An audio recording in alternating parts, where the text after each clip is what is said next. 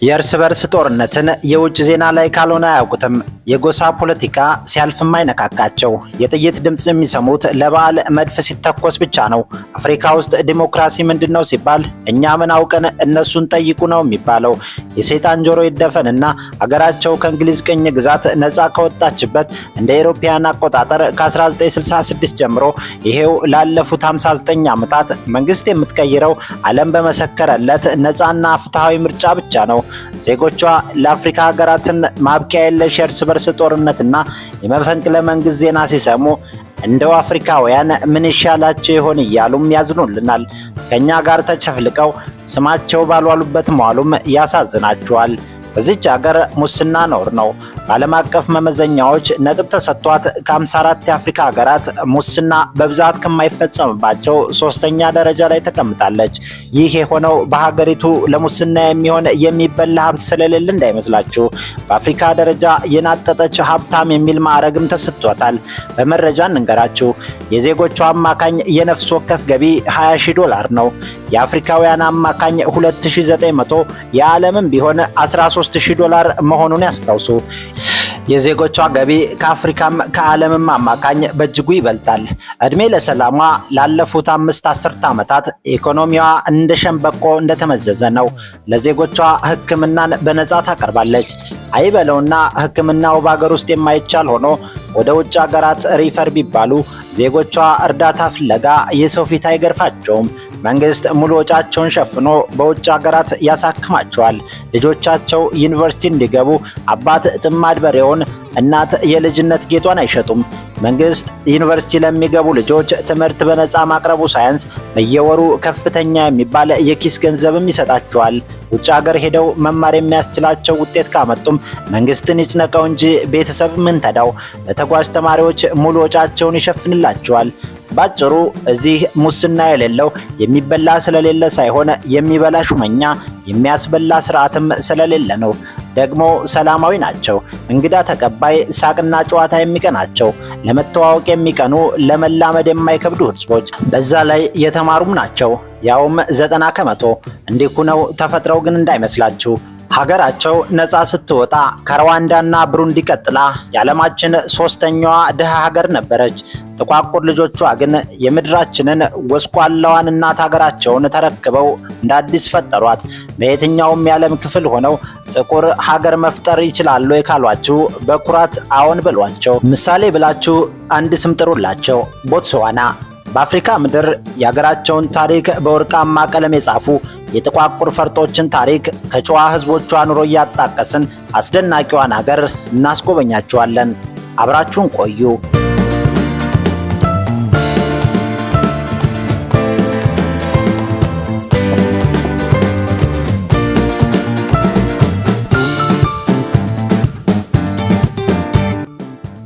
ቦትስዋና በደቡባዊ የአፍሪካ ክፍል የምትገኝ የባህር በር የሌለው ሰፊ መሬትና ጥቂት ነዋሪዎች ብቻ ያሏት ሀገር ናት። በቆዳ ስፋት ፈረንሳይን ትበልጣታለች።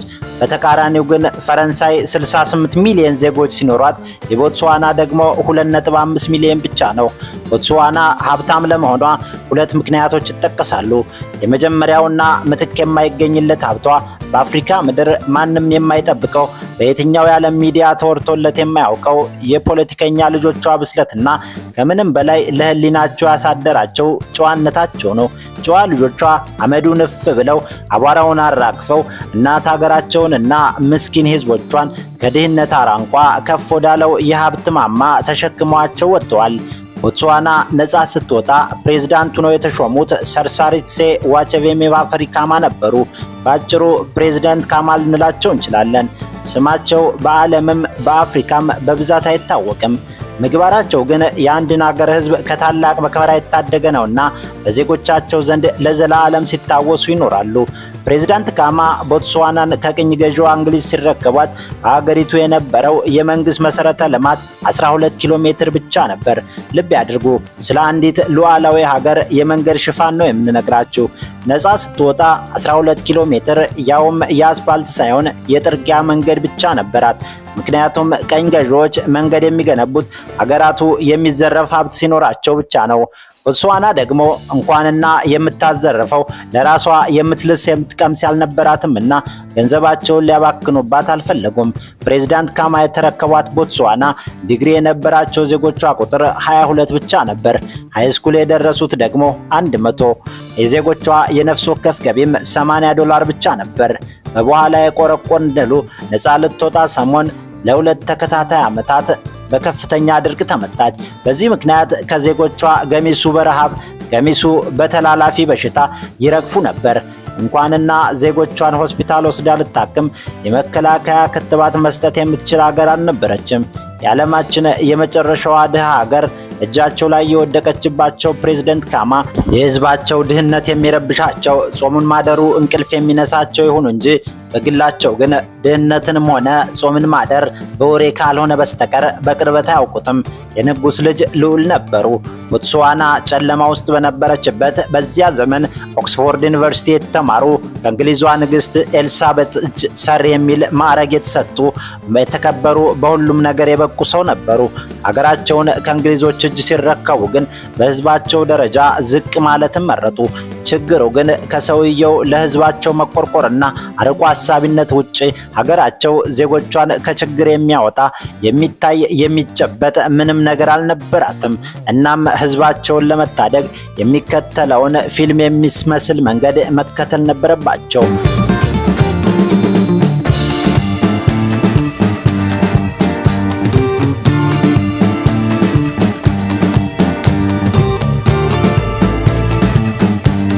ካማ የሀገራቸውን ታሪክ ለመቀየር የወሰዱት የመጀመሪያው እርምጃ ግልጽ የኢኮኖሚ ስትራቴጂ መንደፍ ነበር። የምንከተለው ኤክስፖርት መር ኢኮኖሚ ነው አሉ። የሚደንቀው ግን በእጃቸው ኤክስፖርት የሚደረግ ምርት አልነበራቸውም። ቦትስዋና ሰፊ ሀገር ትሁን እንጂ መታረስ የሚችለው መሬቷ 0.4% ብቻ ነበር። መማር የሚጠቅመው ለዚህም አይደል? የአውሮፓን ገበያ በደንብ ያውቁታል። በሀገራቸው ደግሞ ማንም ግድ ብሎት የማያውቀውን ሀብት ተመልክተዋል። ዜጎቻቸው በመሬት እጥረት ምክንያት እርሻ ባያውቁም የቀንድ ከብት ማርባትን ግን ይችሉበታል። ስለዚህ ሀገራቸው ስጋ ኤክስፖርት የማድረግ አቅም አላት ማለት ነው። እዚህ ግባ የሚባል ባይሆንም የኮፐርና የኒኬል ማዕድን ነበራት። እነዚህን አቀነባብሮ ወደ ውጭ ለመላክ ግን ገንዘብ ያስፈልጋል። መንግስት ደግሞ ገንዘብ የለውም። እናም ሁለተኛውን እርምጃ ተራመዱት።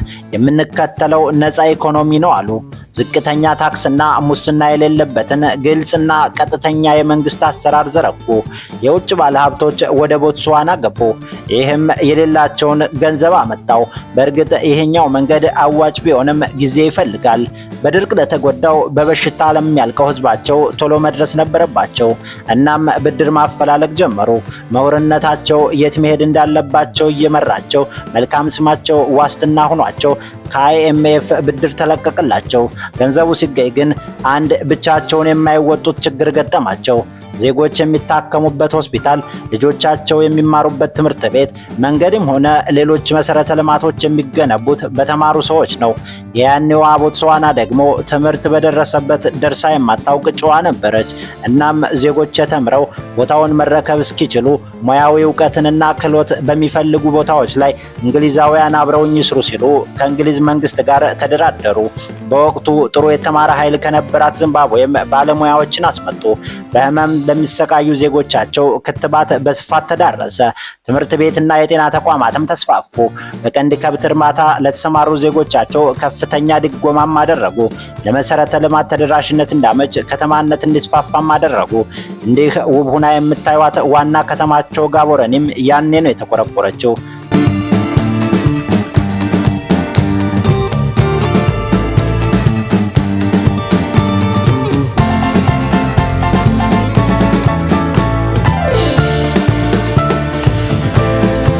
ሰውየው እረፍት አያውቁም። ዛሬ ላይ ቆመው የነገው ያስጨንቃቸዋል። ገና ምርቱ ሳይኖር በቦትስዋና የሚመረቱ ምርቶች በዓለም ገበያ በጥሩ ዋጋ መሸጥ እንዲችሉ የዓለምን ሀገራት በሮች ማንኳኳት ጀመሩ። ተሳክቶላቸው ከአሜሪካና አውሮፓ የኢኮኖሚ ማህበረሰብ ጋር ስምምነት ላይ ደረሱ። እግረ መንገዳቸውን ከግል ባለ ሀብቶች ጋር በመደራደር በቦትስዋና ሰፊ የማዕድን ፍለጋ እንዲካሄድ አደረጉ። ቀና ልባቸውን አይቶ ፈጣሪም ረዳቸው። ነፃ በወጡ በዓመቱ ማለትም በ1967 በቦትስዋና ከፍተኛ ክምችት ያለው አልማዝ ተገኘ። የቅኝ ገዢዎቻቸውን አይን ጋርዶላቸውም ነበር። ማዕድኑ ሲገኝ ጭንቀታቸው ሌላ ሆነ። የመጀመሪያ ሀገራቸው ከአልማዝ ማዕድኑ ተገቢውን ድርሻ ማግኘቷን ማረጋገጥ ነበር። ቀጥሎም ገንዘቡ እንደ ሌሎች አፍሪካ ሀገራት የግጭት መነሻ ሳይሆን ግልጽና ዘላቂ ስርዓት መዘርጋት ነበር። እናም ከማዕድን አውጭ ድርጅቱ ጋር እውቀትና ማስተዋል የታከለበት እስከዛሬም ድረስ የዓለም ሕዝብ የሚደነቅበትን ውጤታማ ድርድር አደረጉ። በዚህም ዓለማችን ላይ ውጤታማ የተባለው የመንግስትና የማዕድን አውጭ ድርጅት ሽርክና ተመሰረተ። ሽርክናው ጊብስዋና ይባላል። ማዕድን አውጭው ዲቢርስ ሲሆን ከፍተኛ ወጪ መድቦ ከሚያወጣው ምርት 50 ከመቶውን ገቢ ለቦትስዋና መንግስት እንዳካፍል ስምምነት ላይ ተደረሰ። አሁን ነገሮች ሁሉ መስመራቸውን ይዘዋል። ከአልማዝ ሽያጭ የተገኘውን ገቢ ደግሞ እየተቀበሉ ገሚሱ የሀገራቸውን ዕዳ ለመክፈል፣ ገሚሱ የዜጎቻቸውን የኑሮ ሁኔታ ለማሻሻል አዋሉት። የዛችን ምስኪን ሀገር ስልጣን በተረከቡ በጥቂት ዓመታት ውስጥ ብቻ ታሪኳን ቀየሩት። ጭራሽ ገቢዋና ወጪዋ ሲሰላ ገቢዋ እየበለጠ ገንዘብ ተርፏት የመጠባበቂያ እያለች ማስቀመጥም ጀመረች።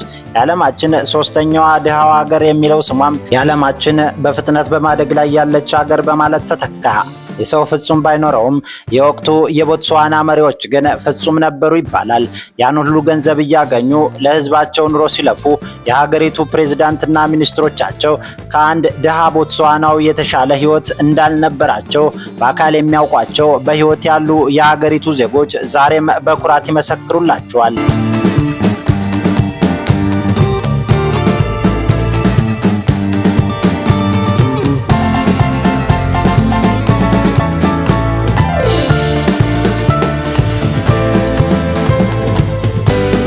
ፕሬዝዳንት ካማ የሀገራቸውን የድህነት ታሪክ ለመቀየር ቆርጠው ሲነሱ ሌላ በፍጹም መታለፍ የሌለበትን ቀይ መስመር አስምረው ነበር። ዜጎቻቸው ዳቦ ብቻ ሳይሆን ሰብአዊ አያያዝም እንደሚያስፈልጋቸው። እሳቸው ያኔ በጣሉት መሰረት ምክንያት ዛሬ ላይ ቦትስዋና የህግ የበላይነት የሚከበርባት፣ ሰብአዊ መብት የሚጠበቅባት የህግና የስርዓት ሀገር ናት። ሰውየው ለሀገሬ ይህን ሁሉ ታሪክ ሰራው ብለው ግን ዘላለም ስልጣን ላይ ልቆይ አላሉም። ጊዜ ሳያዛንደፉ ወቅቱን የጠበቀ ነፃና ፍትሃዊ ምርጫ ያደርጉም ነበር። ያኔ የዘሩት ዘር ፍሬ አፍርቶ ሀገራቸው ላለፉት 6 አስርት ዓመታት ጥይት ሳይጮህ መንግስት ከሚቀየርባቸው በጣት ከሚቆጠሩ የአፍሪካ ሀገራት አንዷ ለመሆን በቅታለች። ካማ በአፍሪካ ምድር ፍጹም የማይጠበቅ ተአምር ሲሰሩ አጋዥ ኑሯቸው ወይም ያለመሰናክል አልነበረም።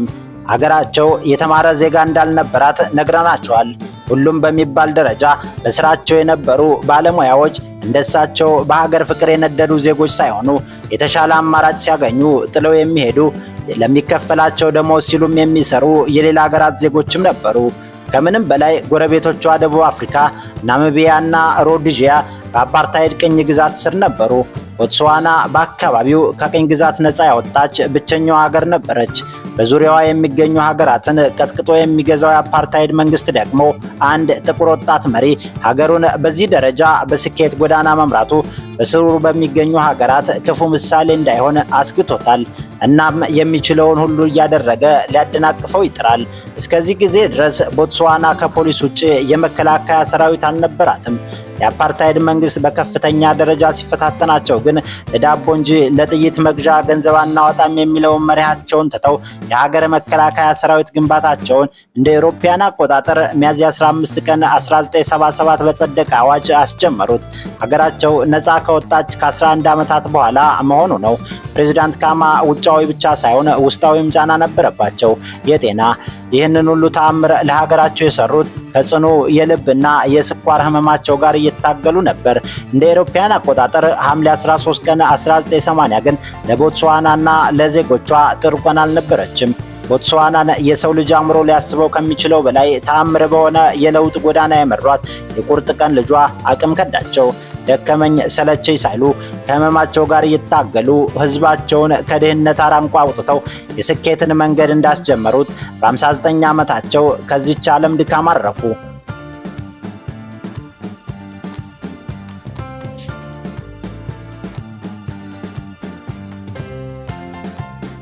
አልማዝ በተባለ ቁጥር የአባት ስም ይመስል የቦትስዋና ስም ቀጥሎ ይመጣል።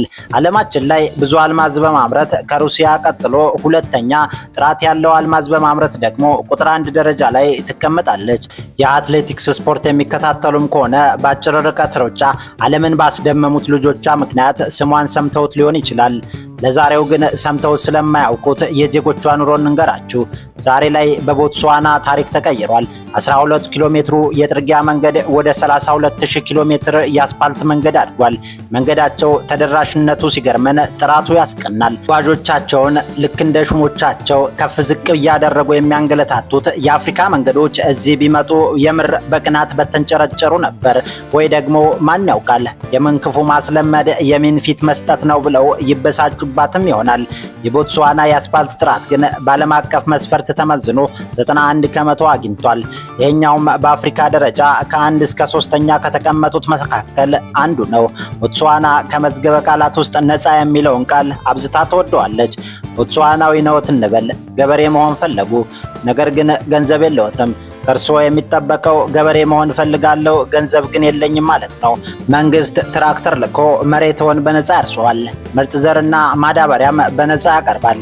የለም ፍራፍሬ ነው የምፈልገው ካሉም በየዓመቱ ለገበሬዎቹ ከሚያፈላው ችግኝ የፈለጉትን ያክል መጠን በነፃ ያቀርብልዎታል። ከብት እርባታም ካሉ የሚሸፍነው መንግስት ነው። የከብቶችን ሕክምና በነፃ ይሰጥዎታል። ምርት ሲደርስ ገበያ ለማፈላለግም አይለፉም። የመንግስት ተቋማት የሀገር ውስጥ ምርቶችን የሚያስገድድ አዋጅ አላቸው። አትክልትና ፍራፍሬዎችን በቀጥታ ለዜጎች መሸጥ ከፈለጉም ለገበሬዎች ብቻ የተዘጋጀ የገበያ ማዕከል አላቸው። ቦትስዋና ድርቅ የሚያጠቃት ሀገር ናትና ገበሬዎች በምርት ወቅት የሚያጋጥማቸው ኪሳራ ኢንሹራንስ አላቸው። ከዘመኑ ጋር መራመድ እንዲችሉም ከስር ስልጠናና እገዛ የሚያደርጉላቸው ተቋማት ከጎናቸውም አሉ።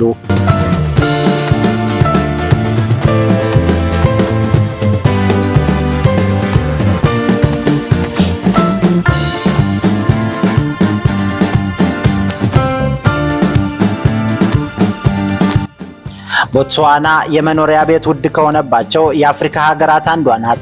በዚህ ምክንያት መንግስት ዜጎቹ ቤት እንዲገነቡ ድጋፍ ያደርግላቸዋል። ቤቴን ራሴ ገነባዋለሁ ካሉ በ20 ዓመት የሚከፈል 90,000 ፑላ ይሰጣቸዋል። ፑላ የቦትስዋና ገንዘብ ሲሆን አፍሪካ ውስጥ ጠንካራ ከሚባሉ ገንዘቦች አንዱ ነው። በነፃ የምንዛሬ ተመን $1 በ13 ፑላ ነው የሚመነዘረው። ዜጎች ቤታቸው ሲያረጅ ወይም እድሳት ሲያስፈልገው ከወለድ ነፃ 60,000 ፑላ ብድር ይሰጣቸዋል። መንግስት በራሱም ዝቅተኛ ገቢ ላላቸው ዜጎችና ለመንግስት ሰራተኞች ቤት ገንብቶ ያቀርባል። ሲፈልጉ በረጅም ጊዜ ብድር ቤቱን መግዛት ካልሆነም ተከራይተው መኖር ይችላሉ። አውሮፓ ውስጥ ለተማሪዎቻቸው ገንዘብ የሚከፍሉ ሀገራት እንዳሉ ነግረናቸው እንደነበር ያስታውሳሉ። በአፍሪካ ምድር ግን ሲጀመር ትምህርት ቤት መኖሩ፣ ሲቀጥል ሀገሪቱ ሰላም ሆና ልጆቿ ትምህርት ቤት ደርሰው መምጣታቸው ያውም የ2 እና የ3 ሰዓት የእግር ጉዞ ከሌለባቸው እንደ በረከት ይቆጠራል። ቦትስዋናዊ ከሆኑ ግን ታሪኩ ሌላ ነው። እንኳን ትምህርት ቤት መጣችሁልኝ፣ እንኳን ተማራችሁልኝ እያለ ለተማሪዎች በየወሩ ገንዘብ የሚከፍል መንግስት ነው ያላቸው። በቦትስዋና በሁሉም ደረጃ ትምህርት በነፃ ነው የሚሰጠው።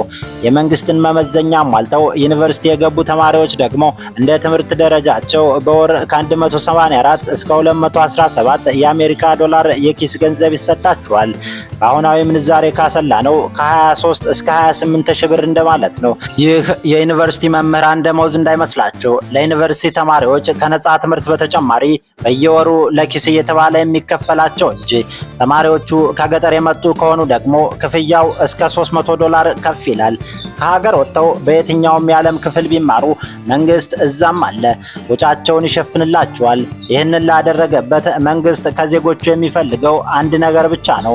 ከተመረቁ በኋላ ለ2 ዓመት በሀገሪቱ ቆይተው ህዝባቸውን እንዳገለግሉ ቦትስዋና ነፃ ስትወጣ ምንም አይነት የትምህርት ተቋማት አልነበራትም። ነፃ ከወጣች በኋላም ዩኒቨርሲቲ ለመክፈት የሚያስችል የገንዘብ አቅሙ ቢኖራትም ዩኒቨርሲቲዎች ገብቶ መማር የሚችል ተማሪ ስላልነበራት የራሷ የሆነውን የመጀመሪያ ዩኒቨርሲቲዋን የከፈተችው እንደ አውሮፓውያን አቆጣጠር በ1982 ነበር።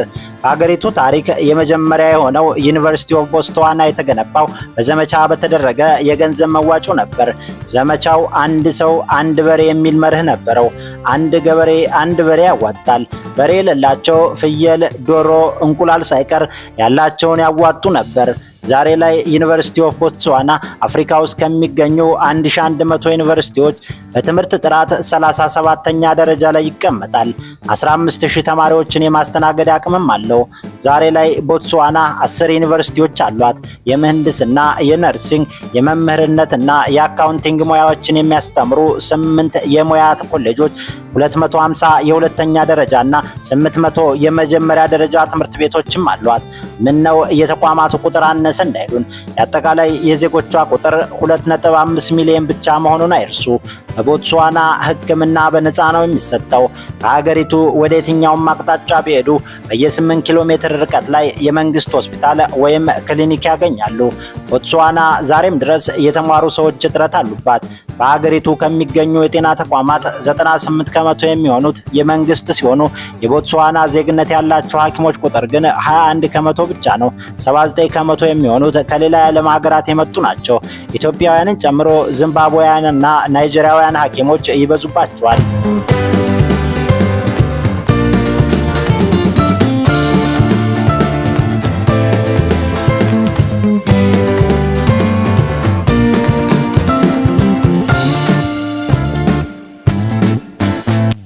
ቦትስዋና በአልማዝ ማዕድን የተባረከች ሀገር ናት። ዛሬም ድረስ ዓለምን የሚያስደምም መጠን ያለው የአልማዝ ድንጋይ ታገኛለች።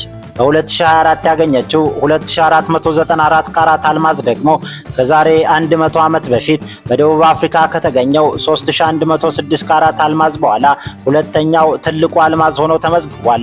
በታሪክ ከተገኙት 5 ትላልቅ አልማዞች 4ቱ የተገኙት በቦትስዋና ነው። አልማዝ ከቦትስዋና ዓመታዊ ጥቅል ምርት 30 ከመቶ፣ ኤክስፖርት ገበያዋ ደግሞ የ85 ከመቶ ድርሻ አለው። በ2022 24.4 ሚሊዮን ካራት አልማዝ አግኝታ 5 ቢሊዮን ዶላር ገቢ አግኝታለች። ከዜጎቿ 4 ከመቶዎቹ በቀጥታ በዳይመንድ ምርት ላይ የተሰማሩ ናቸው። ቦትስዋና አልማዝ አምራት ብቻ አይደለችም፣ ጥሬ አልማዝ ኤክስፖርት ማድረግ ካቆመች ቆይታለች።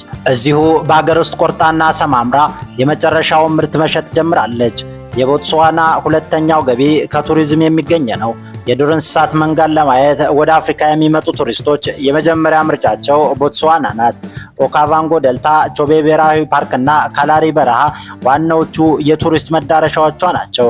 በእርግጥ ቦትስዋና ለቱሪስቶች ውድ የምትባል ሀገር ናት። ሳፋሪ ሎጅ ለምሳሌ ለአንድ ምሽት አዳር ቱሪስቶችን $4500 ያስከፍላል።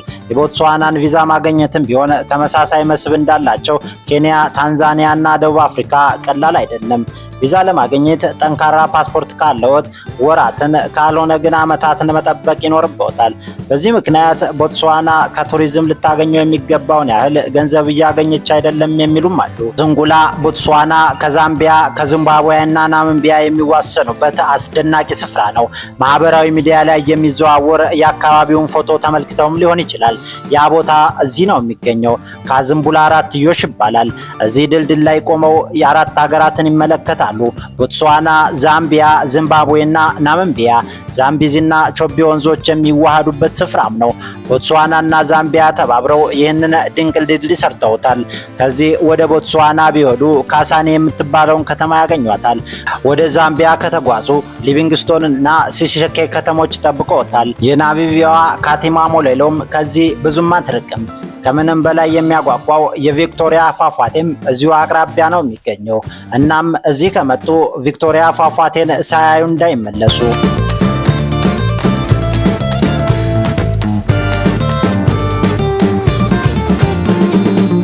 የዛሬ ጉብኝታችንን እዚህ ላይ አበቃን። አብራችሁን ስለቆያችሁ እጅጉን አመሰገንን።